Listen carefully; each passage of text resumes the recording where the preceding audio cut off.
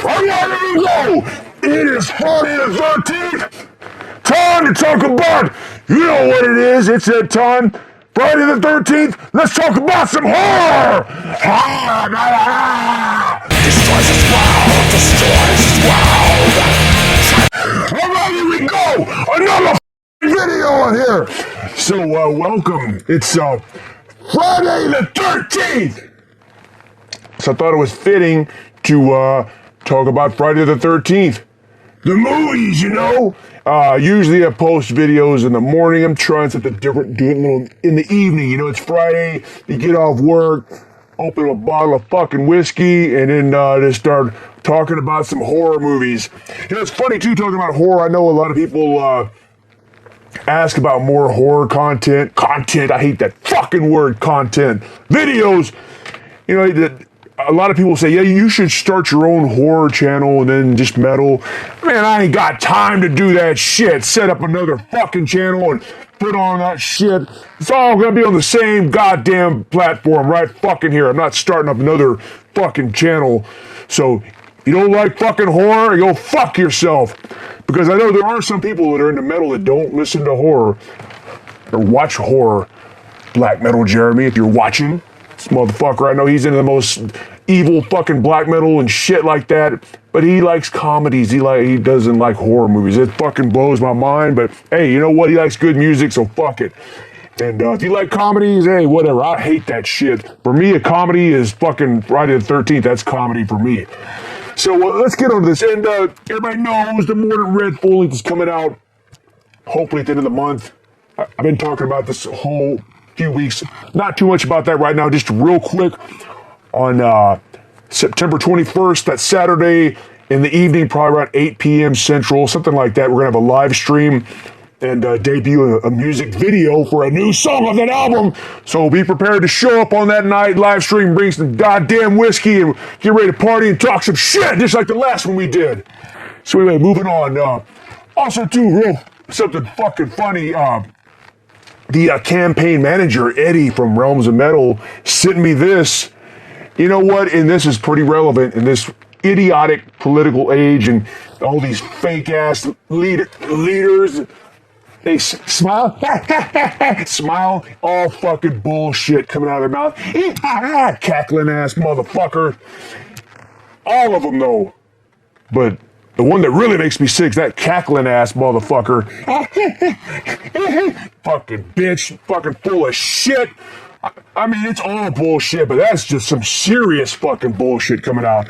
But fuck it all. Fuck the goddamn politics. Fuck that shit. But this makes right here the Crowley from Anthrax ticket right there. We're going to bring some fucking real fucking common sense in this motherfucker. Talk about eating pussy and worshiping Satan like a motherfucker. Goddamn son of a fucking bitch. Fuck the ballot. Fuck all that shit. Crowley from Anthrax ticket. Eat pussy and worship Satan. That sounds like a slogan I could stand by, and I endorse that. Vincent Crowley, hail Satan. So moving on. Oh, so real quick, a little shout out here to DJ Metal Lord. Anybody knows Sweet Nightmares? This has been around for years and years. It's a staple. It's been around here for lots. So many people learn about so much underground death metal and stuff like that. I did too as a teenager. First listened to it back then, and it's still going strong. DJ Metal Lord is keeping it going, so definitely very much shout out. I think you can go online, look it up, 90.1 Sweet Nightmares. Those episodes are online. You can listen to if you're not local around here, so go check it out. So we're on Friday the 13th. It's becoming my favorite part of the year, you know. Motherfucker! Stop! God. Anyway, fuck it. My favorite part of the year is getting close to fall. Seeing Spirit Halloween stores open up. I like to go look at that shit. Even though it's all just typical commercial bullshit, it's still cool to look at that stuff. If you remember last year, I posted a video of me going around shopping and having a really absurd time and a lot of anger, lashing out of temper tantrums. Actually, I think I'm going to repost that video from last year. Just some of you motherfuckers that started watching this shit, maybe you haven't seen it. I thought it was pretty fucking funny. After I got done watching it, I was like, oh, it's fucking ridiculous. So if I repost it just for the hell of it. And also this weekend, I don't go to the movies very often, but I guess tomorrow we go watch the new Beetlejuice. I know Necro Wolf did a review about it on the El Necron channel. But I'm going to go check it out for myself, see what I think about it. I mean, I like the original one. It was good. I mean, that 80s charm to it, and then that perverted humor, Michael Keaton on there. It's kind of crazy, too, to think about the original one. Beetlejuice really didn't have that much screen time, but his presence was so powerful that it kind of took over the movie. So I'm looking forward to seeing this shit. You know, it's got a lot of the old cast coming back, and it's got that bitch from Addams Family Wednesday or whatever. She's probably a good cast, but I don't know. We'll see. I'm not. My expectations are just here, just to see what happens, and maybe I like it. Maybe it's fucking bullshit. Just like everything else in Hollywood comes to the fucking movies, garbage. The last thing I went to the movies, I went and saw the King Kong versus Godzilla sequel, the original or the newer ones. Even Vincent Crowley messaged me, he said it was okay, but it was more like a Planet of the Apes movie, which it was. I mean, it was an okay movie, but I felt like it just got too Hollywood, turned into too much of a fucking bullshit action adventure movie with all these fucking apes and shit. It was all right, but would I buy that DVD or Blu-ray? No. So anyway, let's get into this shit. Okay, it's Friday the 13th. You know, I've been a fan since I was a kid. You know, I have them on VCR, VHS tapes, and then DVDs. They had this DVD box set that came out. I don't even remember what year this was, in a slim case. It's okay. There's some special features on here. It's decent, pretty good. But they recently, well, it's not so new now, but this Friday the 13th box set, completist set. It's got every damn thing on there. All of them. This other one, son of a bitch. This other one has some movies missing, like the Jason X crap like that, and then the Freddy, Jason Goes to Hell. This one has everything on there. So if you don't have this, I highly recommend it. It's got some really good shit, a lot of extra stuff, and also a cool booklet in there. You know, I like those fucking booklets. And so let's talk about, you know, the first Friday the 13th has a very special place for me because I saw it when it first came out. I didn't see it at the movies. I was too young to see it, but when it first showed on TV, it was still new, and I hadn't seen part 2. And how I first heard about it, I bought a Famous Monsters magazine. Remember that? Warren Production, Famous Monsters magazine? I used to buy those, and I had a cover. It had Jason Voorhees, you know, the zombified one at the end, his face on the front. And I remember it was like, it kind of made me sick to my stomach. It just looked gross because 1980, I was 6 or so. I can't remember whatever fucking math that is. I was a little kid. I remember looking at that. Even in the inside, there was pictures of gore in there and stuff, people getting stabbed. It kind of made me sick, but I kind of liked it too.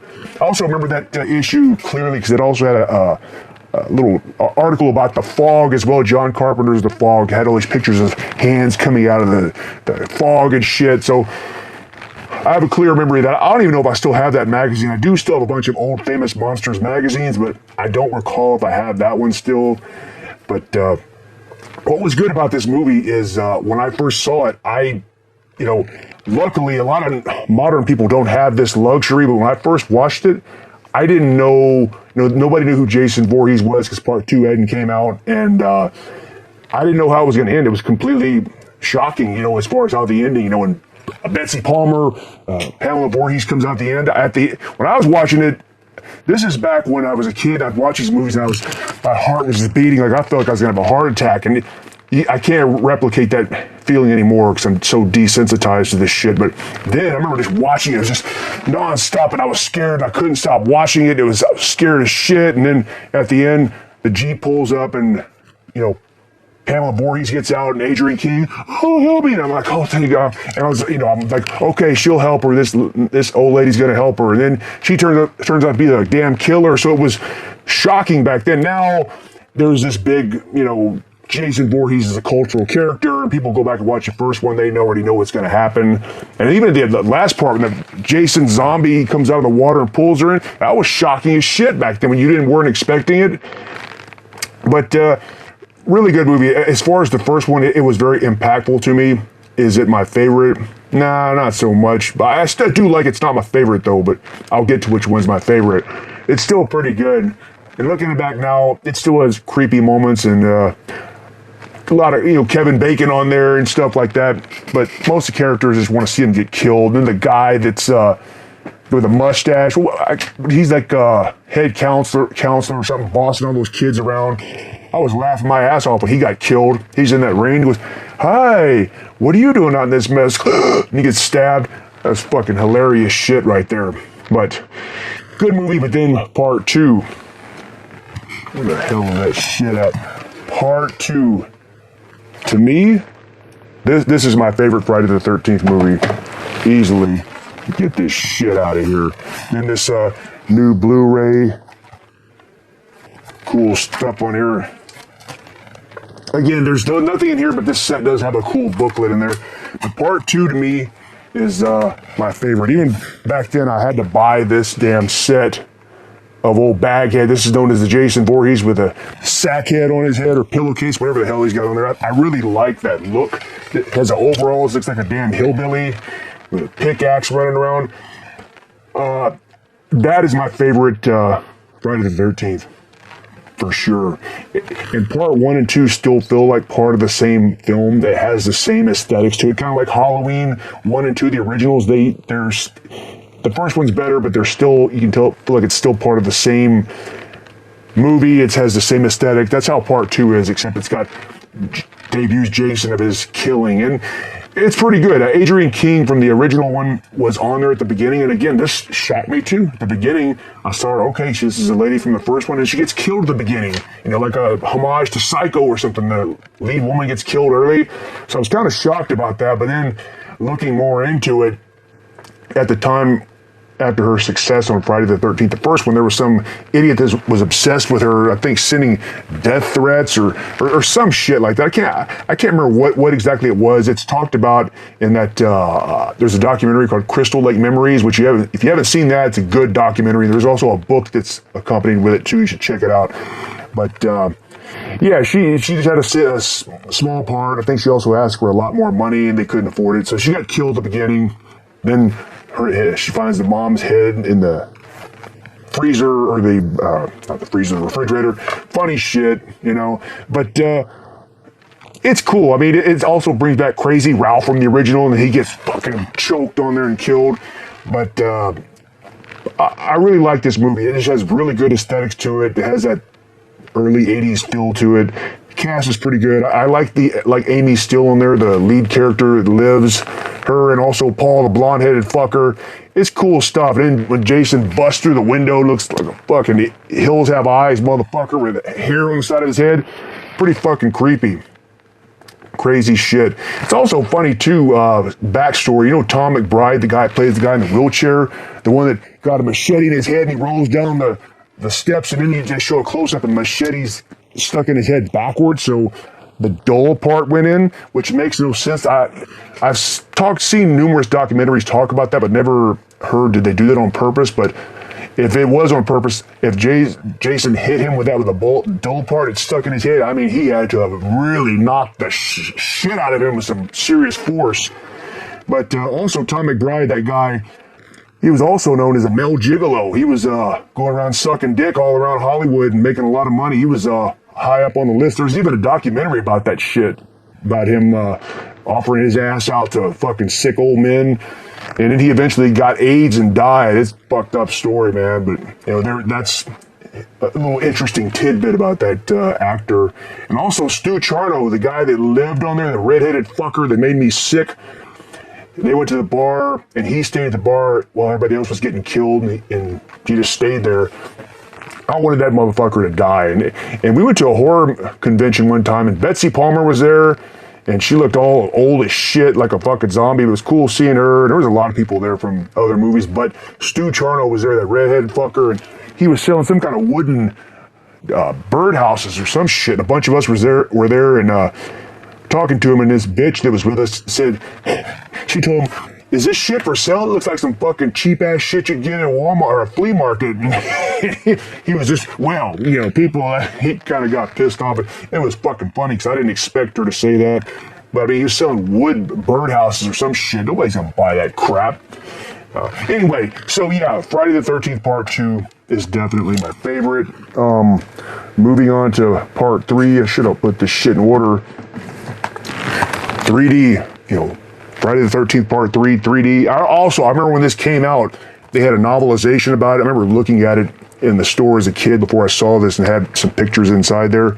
But what I always liked about this had fucking bikers on there, man, some fucking hoodlums. I thought that was cool shit. And also, this is the debut of the hockey mask. Fucking fat ass Shelly had that hockey mask, and you know the story behind that. It was a complete on the spot thing. The guy had a hockey mask in his truck, and they just threw it on Jason and put it on there, and it became a cultural fucking icon, you know? Yeah, the original plot of this, they wanted to bring Amy Still back from the other previous movie, but then she declined and didn't work out. It would have been cool to see her come back, but I do like Part 3. I mean, I don't think it's as good as Part 2, but you know, the characters were okay. And then there was this weird scene with the lead girl where she talks about this memory of her falling asleep in the woods, and some deformed man tried to rape her, and it was Jason, and then he sees her all these years later. That was kind of a weird fucking thing to add to it, but still a good movie. And it's kind of interesting too, the year that this came out was crazy, fucking 1982,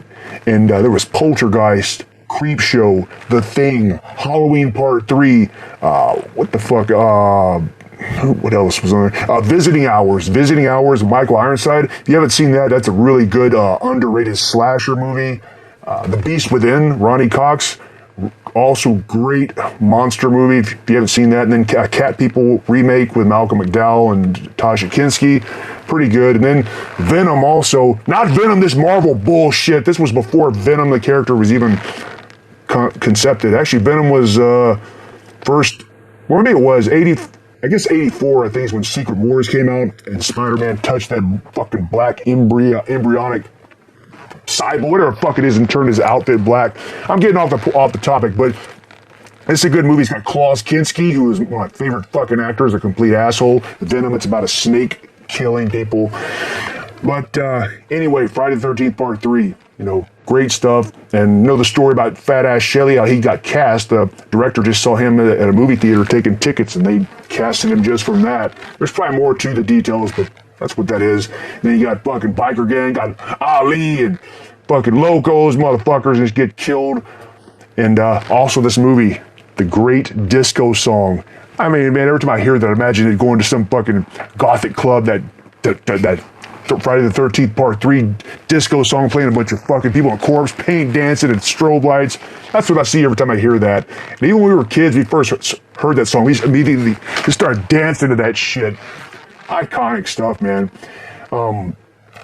Overall, this is one of my favorites. Not my favorite, but still a pretty damn good movie. Now moving on to the final chapter. I remember when this came out, it was supposed to be like, yeah, man, this is the final chapter. They're going to kill him. I remember reading in Fangoria magazine, getting prepared for this.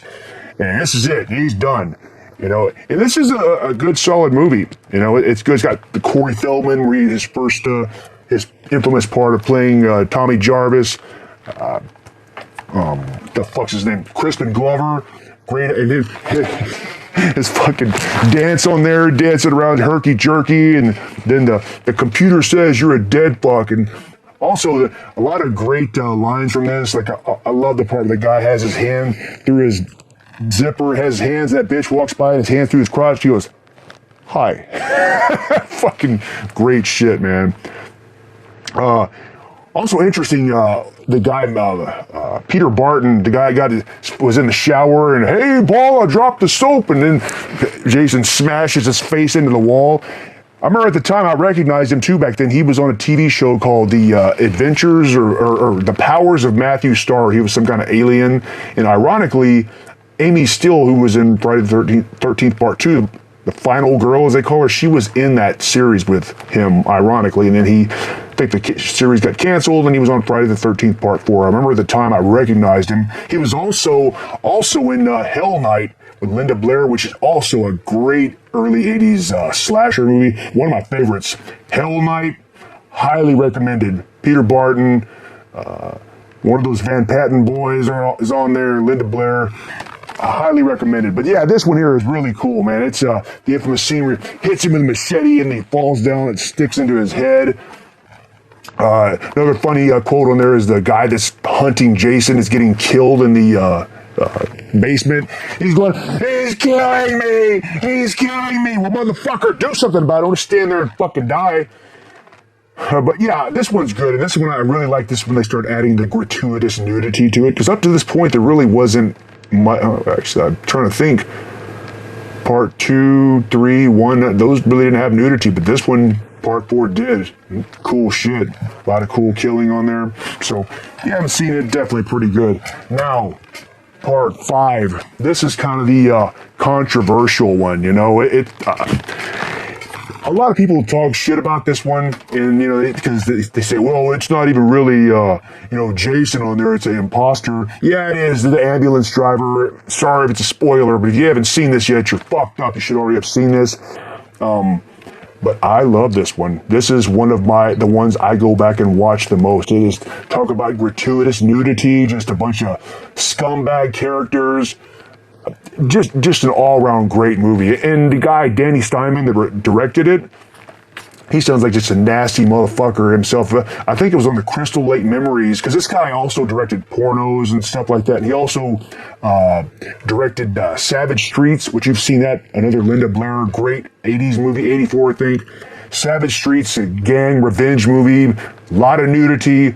Also features Sean O'Grady, the former lightweight champion. He's just like a complete nerd getting picked on there, but he's actually a badass motherfucker who can fight. Sean O'Grady's on there, but that's Savage Streets. If you haven't seen that, definitely go look at that. But so talking about this, lots of good characters on here. And also this movie has a big tie-in to Return of the Living Dead, because you got Spider, you know, from Return of the Living Dead. He lived to the end till he got blown up, and then he's on here as what's his fucking name? His brother Reggie the Reckless goes to visit him in the trailer park. He has some kind of fucked up name, but he has a leather jacket, total 80s shit, and then he's in the bathroom taking a shit, singing his song. Ooh baby. Fucking hilarious. He's in there taking a shit and getting stabbed through the fucking walls of a big spear, and his girlfriend gets killed. So you got that, and then you also got right here old Vic, who starts the whole thing of chopping up fat ass Joey to make the ambulance driver go crazy. Also, that's Suicide from Return of the Living Dead. Both these movies came out in 85, so it's almost like he played the same fucking character. Because if you look, even on there, he was a punk on Return of the Living Dead, and also here he's got fucking spiked wristband on his above his bicep. So it's almost like he's the same fucking character, man. Maybe it's a Return of the Living Dead is a sequel to Friday the 13th Part 5. He was nuts and he got into the nut house, but then they let him out because they felt sorry for him, and then he joined up in the punk gang and got his brains bitten out by fucking zombies. So, interesting character there. Also, his fucking character should have lived to the end. Just imagine the dynamic. If he would have lived, and then, say, in the tar pit, or the tar man, when they went down the basement, if they got that fucking scumbag Scuzz, who, the character that plays him, you know his background? Fuck him. They should have eaten his brains out had Suicide lived. And just imagine the dynamic of later on with him and Spider, and then Clu Gallagher's character arguing back and forth, and then I think it would have made for it's already a perfect movie, but it would have been much better if he had lived. But yeah, Reggie the Reckless, good character, and also what the fuck is his name? John Shepard, who plays as Tommy Jarvis when he grows up. I think he plays him very well. He's very unhinged. I think what the fuck is wrong with this? So yeah, I think in this movie, John Shepard does a really good job playing the adult Tommy Jarvis. He's very unhinged and just crazy. I think he really shows a person that's been through trauma. I think he does a really good job on that. I know Corey Feldman has a cameo at the beginning where he's having a dream. It shows him in rain with a fucking raincoat on, but he couldn't play the movie because he did Goonies or some crap like that. So I think he does a good job on that. And also the characters on here, it's fucking great. Reggie the Reckless is fucking hilarious. You afraid of rubber spiders? Are you afraid of rubber spiders on the streets? Oh! Man, that scene is so fucking funny. Oh, shit. Man, hilarious crap. And then there's all the characters. In the hillbilly woman that lives next to him with her fucking retard son riding that motorcycle. Man, that character, I could watch a movie just about them too. She goes, who the fuck are you and what the fuck do you want? And that's one ugly fucking man there. I mean, there's so many quotes from her. And that idiot riding that motorcycle, he gets his head cut off. Fucking brilliant, man. Then Spider and Suicide, just mentioned those. Fat ass Joey gets hacked up because they this fucking candy bar got rejected. The ambulance driver is the guy that eventually does the killing, but the other guy, he's over there to cover up the bodies. Yeah, a bunch of fucking pussies. Hilarious shit, hilarious. And then, what about the other guy? He's shows him later. He was right there. What is he? He's from the Nut House, taking Tommy there. He's the driver. And that guy with the mustache, balding hair, and they show him later. He's out there spinning out at the restaurant to pick up his girl. Hey, come on! He's yelling at her, and he's out there doing cocaine. Snow flurries up the nose. Great quotable stuff. And then also that bitch inside there going, it's showtime. Shows the goods. So, man, it's just a bunch of funny shit. And then the fucking new wave gothic girl, and she's in a room dancing, doing the robot dance in a pseudo echo. Great fucking new wave 80s band. Overall, I love Friday the 13th Part 5. People cry, it's not really him, man. Fuck off. It's a good goddamn movie. So now we're moving on to Part 6 or whatever the fuck you want to call it. Jason Lives. So I saw this at the theater. It came out in 1986. I saw it at the theater, and a lot of people say this is their favorite one. I like it, but it's not my favorite. This is when he turns into zombie Jason, where he's moving in slow motion and all that shit. It's okay. I remember watching this at the theater, and I was just kind of like, it's okay. It's funny, even at the beginning, though, I first noticed, got another Return of the Living Dead reference. Tom Matthews, who played on as Freddy on Return of the Living Dead, and then he's on here playing as Tommy Jarvis grown up. I like Tom Matthews, and I like that he's on this movie, but I feel that John Shepherd from the previous movie played Tommy Jarvis much better because he's more unhinged. On here, it just seems like kind of a typical lead guy on a movie. It doesn't feel like somebody's been through a lot of trauma versus the other guy, John Shepherd, played it much better. And I think they tried to get him to be on here, but there was some shit. I can't remember why.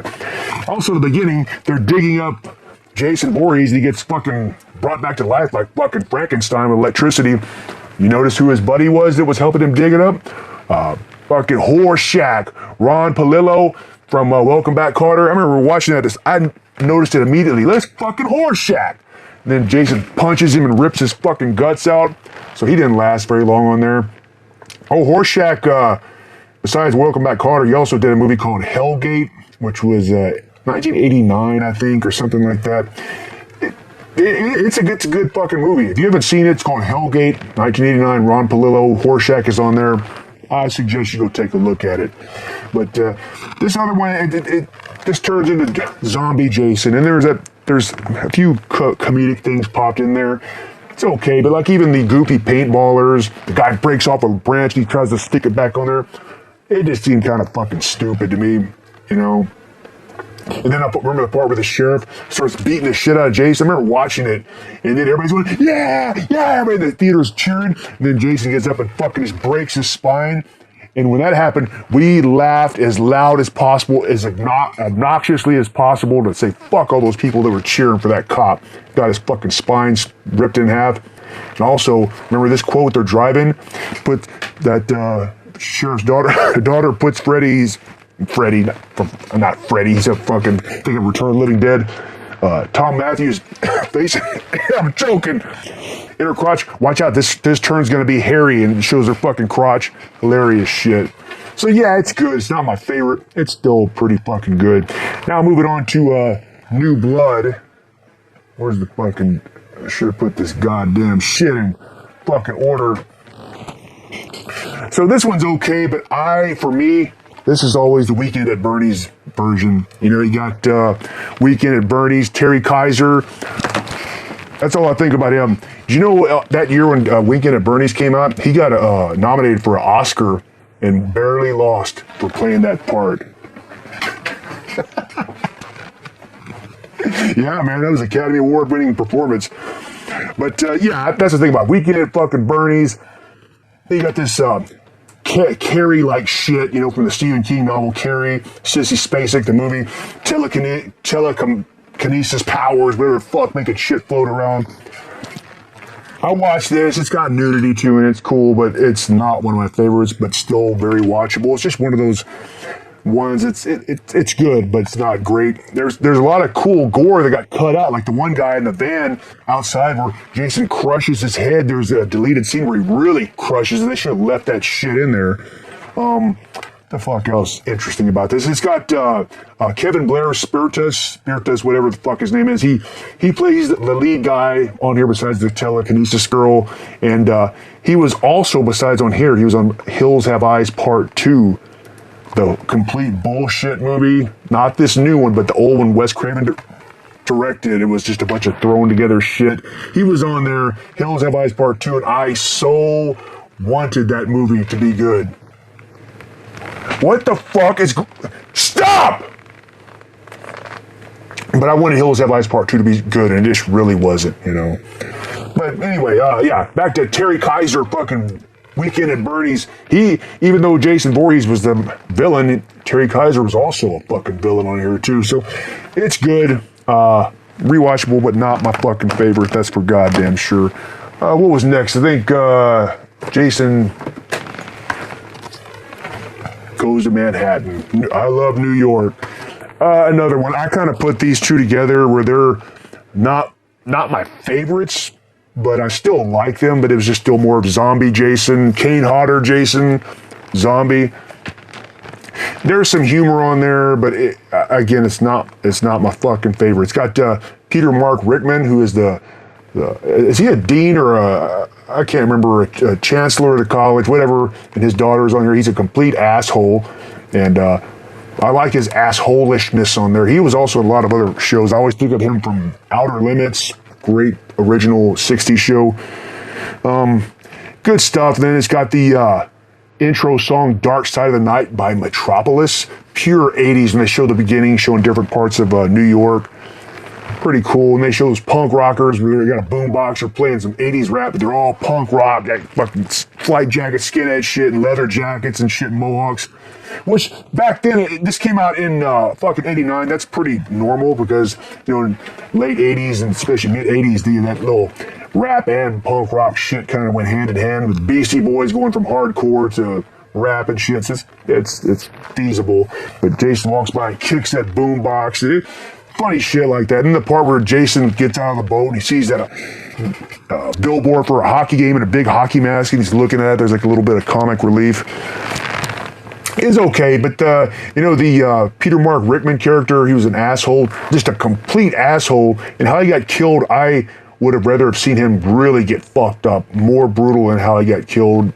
Could have been like that. And then the ending was kind of fucking stupid. Toxic waste goes over him, and then Jason looks all like a fucking rotten looking piece of shit, and he turns into a little kid. I don't know what the fuck that was all about. To me, it looks like a ending they just threw it together, you know. Now, next up, Jason Goes to Hell, the final Friday, 1993. I didn't even watch it when it first came out. At this point, I kind of lost interest because even Jason Takes Manhattan was good, but I still was kind of losing interest. So I saw this shit as some kind of supernatural crap where he's taking over bodies. I just didn't care to see it, so I didn't watch it until later, you know, years later. But it's got Erin Gray, if you remember her from Buck Rogers, which I watched the shit out of that show back then, and also Stephen Williams from 21 Jump Street. Fuck yeah, 21 Jump Street, the original series, but not this shit with the new crap they made of these two modern movies. Man, that is fucking garbage right there. But the original 21 Jump Street, fucking Richard Grieco, Johnny Depp, Stephen Williams, fucking good. He's on here. This movie is okay, but it's almost like you're watching a movie like The Hidden or something where the life form is going from one body to the other. Or what's the other one? The Hidden, and there's the other one, where it's an alien that I can't remember the fucking. It's a good movie. I can't think of the name of it right now, but it's like that. It's a good movie, but I really don't watch this one that much. And then this is kind of the one that began at the end where the Freddy glove came out of the ground to pull Jason's mask up to kind of set up the Jason versus Freddy matchup. That's really all I can say about that. It's fine. Then next was Jason X. Now, I did go to see that theater, 2001. So it had been a while since a Friday the 13th movie was made, so that came out. And it looked like such shit. And I thought, man, this has gotta fucking suck, man. And I just went to theater just as a morbid curiosity. And when watching it at the theater, I thought it was pretty good. I was laughing. I was like, this is much better than I thought. I told some other people about it, and they said, okay, we'll check it out. And they went and watched it and said, man, what the fuck is wrong with you? That movie fucking sucked. And I was like, all right. And then when it first came out on DVD, I bought it and rewatched it, and I was like, oh, man, I must have been really fucked up when I went to the theater to watch it, because this movie fucking sucks, man. Stupid shit. I mean, again, I do rewatch it on occasion. It's one of those ones where it's just it's kind of like there's some movies that are fucking bad, like the old I think it's 1977 Tentacles movie, the Italian movie of the giant octopus killing people. That is a horrible movie, but I watch it all the time. It's a guilty pleasure. Plus, it's got a good soundtrack. But I wouldn't say this movie is good as that, but Jason X is kind of like watching a bad movie just to enjoy it. Also interesting at the beginning, if you notice, there was a cameo by David Cronenberg, which I don't know how they got him to be on here. He's mostly known as a director. Did so many fucking great movies. Videodrome especially. A lot of other stuff. Great director. But Videodrome, one of my favorite movies of all time. Scanners as well, which, that word, revoc, where did that come from? Scanners. So, anyway, that was 2001, whatever. Now we're moving on to, what the fuck is that? Jason versus Freddy. So I remember when this came out, they said they were wanting to have like a feeling like the old Universal monsters were crossovers or monster versus monster, like Frankenstein meets the Wolfman, stuff like that. Which Frankenstein meets the Wolfman is really good, but the actual fight at the end is only like literally 10 seconds. There should have been more fight, but still I love it. Good movie. This one is fine. I think it's good. I mean, as far as what it set out to be, I think it accomplished that. A monster mash crossover, got Robert Englund on there. They had a different person where they didn't want to put Kane Hodder playing as him again, which they should have. I mean, it's the same shit. I don't know why. I thought it's good. Great? No, it's good. It's got, some nudity in there and stuff, and it was interesting they were going to plan on doing like a whole crossover with this, but also with Evil Dead and Ash, which I would have been curious to see that. I mean, that would have been interesting, but they didn't do it. So, good movie. I have it in this set, and I also have the other DVD somewhere. It's interesting, though. I also heard that they offered this to Rob Zombie to direct it, which, who knows, that could have been really good or really been shitty, because I've talked about Rob Zombie before. I find him as an interesting person. I like some of his movies, and I hate some of them. And I think that with this, he could have, it would have been interesting. I don't know what the outcome, but it could have been interesting. But Rob Zombie, he did the, he did the Halloween remake and the sequel. Sequel's shitty. The first one's okay. But the way Rob Zombie, I'm getting off topic, but fuck it. Rob Zombie's movies are very colorful and campy and stuff. If he ever did a remake, one movie I would like to see his take on is the 1981 Tobe Hooper movie Funhouse, which I absolutely love.